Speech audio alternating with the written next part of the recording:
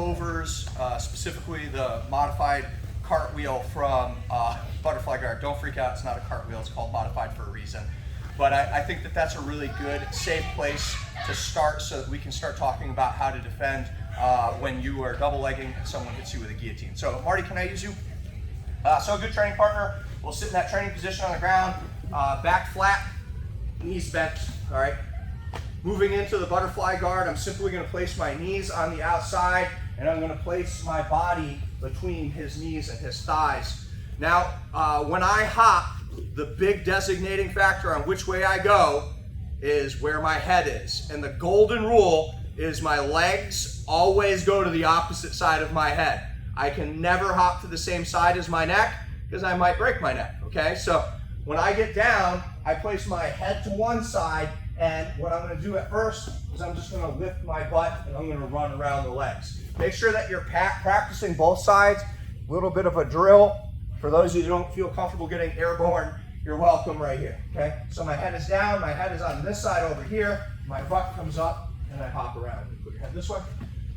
Just again, I'm inside, my head is on one side, I lift my butt, I move to the side. Head that way, please.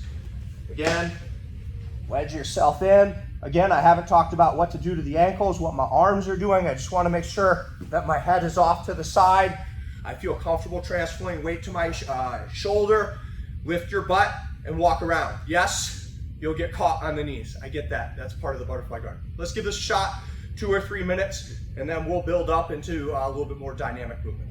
Let's get it. 1, 2. Ooh, that's the golden rule. Don't kick your partner in the face. I like that rule. That is a golden rule. A golden rule. The golden rule is your legs go to the opposite side of your head. That has to happen with all of your movements. And the more that you commit, the more you need to be aware of that. Does that make sense? So now I do want to start to move.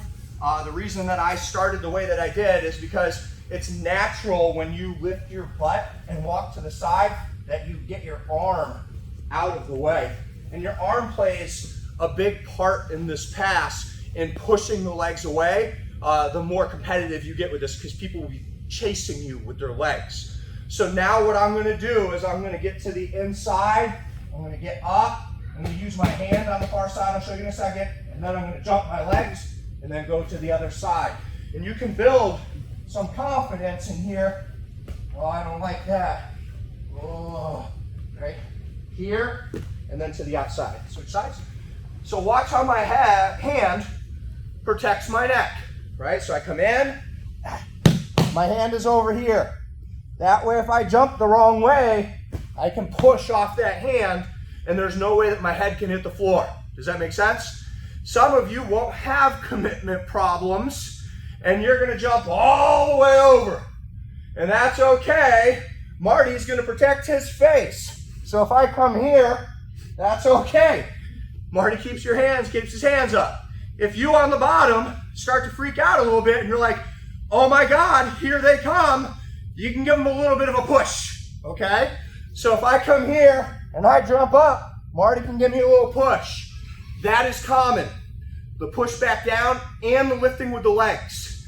That's where that arm comes into place. If I feel his hands hit my back, my arm moves his legs out of the way rather than me jumping over the legs. Here's what I mean. I come here, he pushes, and then the legs come out of the way. Different angle. So I'm here, I go up, he pushes, my arm pushes the legs that way. Now I don't wait for him to push my back. I'm automatically pushing with the arms, so it's a combination of me jumping over the legs and me sweeping his legs out from underneath. Again, same angle, and then one more. Here, protect my head, up, and out of the way. Different angle. Here, up, push his legs out of the way. Make sense? Don't hold your breath, you'll die. Let's get it. 1, 2. No. All right. Stand up for me, big man. Over here, sir. Scarecrow position.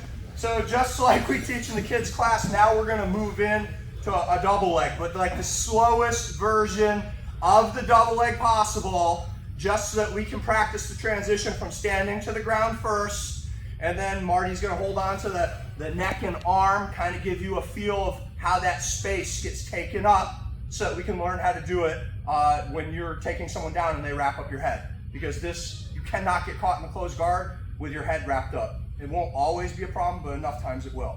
So from this position right here, I don't care about the hand fighting or anything like that. I just want you to take a big lunge step, and you can see that my posture is up and my ear is by the belt. My hands are going to come to this sloth grip position, and then I'm going to drive my knee to the floor. And you can see that Marty just comfortably wrapped the hood. Don't worry about doing the jump over yet. Just worry about this. One of the mistakes I see here is people will get like this and they'll want to push, but they leave this leg up or they don't do this. This can be a broken leg.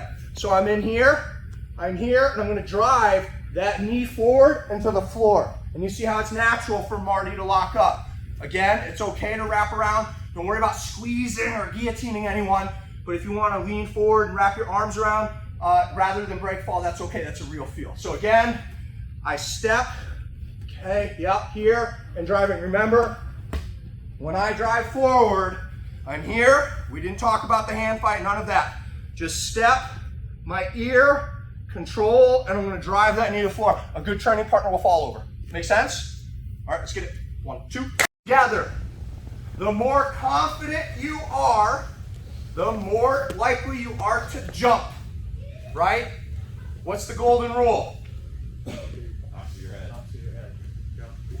Legs opposite your head. Legs opposite the head. When someone grabs a hold of my head, I am like, I need to get my legs outside to the opposite side of your head. If you are not confident in being able to do this correctly, do not jump. Just walk and meander. I'll do both versions of this. So let's go this way. So I'm here, right? I fit in, he grabs, okay? So I'm gonna drive and then I'm gonna jump. So I drive and then I jump. And you can see that my hand protected my neck just like we did through all of these iterations, and my other hand pushed the legs out of the way. Let's look at this angle here. So I'm here, I fit in, he grabs, I drive, I protect, and I jump to the outside. Again, towards the camera, right? So I'm in, he grabs, I drive, I protect my head, and I jump to the outside. Now, if you don't feel comfortable jumping, that's okay.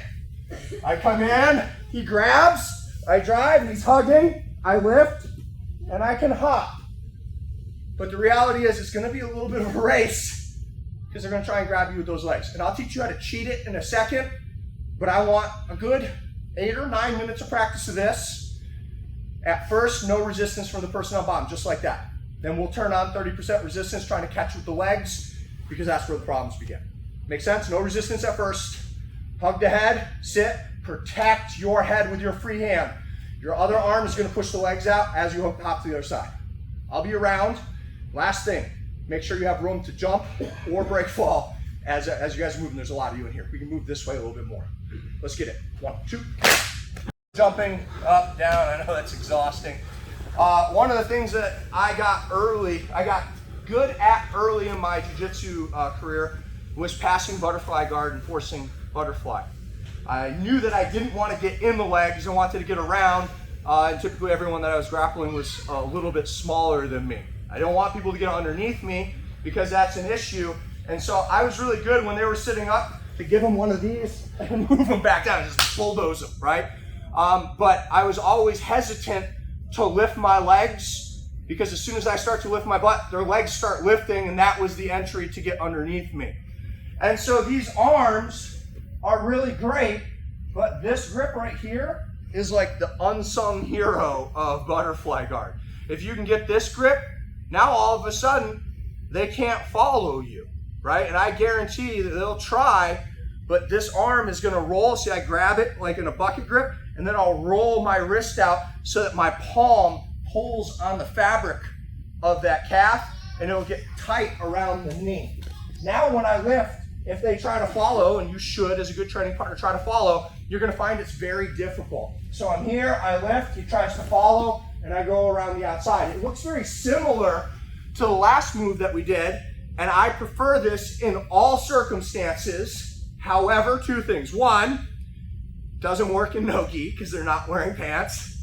And number 2, taking the time to get a grip doesn't work when they're trying to choke you, right? The priority is get out of the legs. But if I establish here and I get my head to the outside and they're pushing on my back, I'm not going to be able to jump. But what I can do is I can lift and I can stuff that this way. So I'm here, I come to the inside, I get that grip. I still like to protect my head. I'll come high, don't lift. What I want you to do is punch it down, lift with that leg, and then you can step over top. It's a lot better than it looks. This way. Inside, grip, still protecting. As I'm lifting, I'm pushing down and stepping over top of that leg. While we do this, I want a good training partner to try and follow you 30 to 50%. If you're not getting it, come raise your hand and I'll come help you out because it's how you're holding the pants. Let's give it a shot. 1, 2.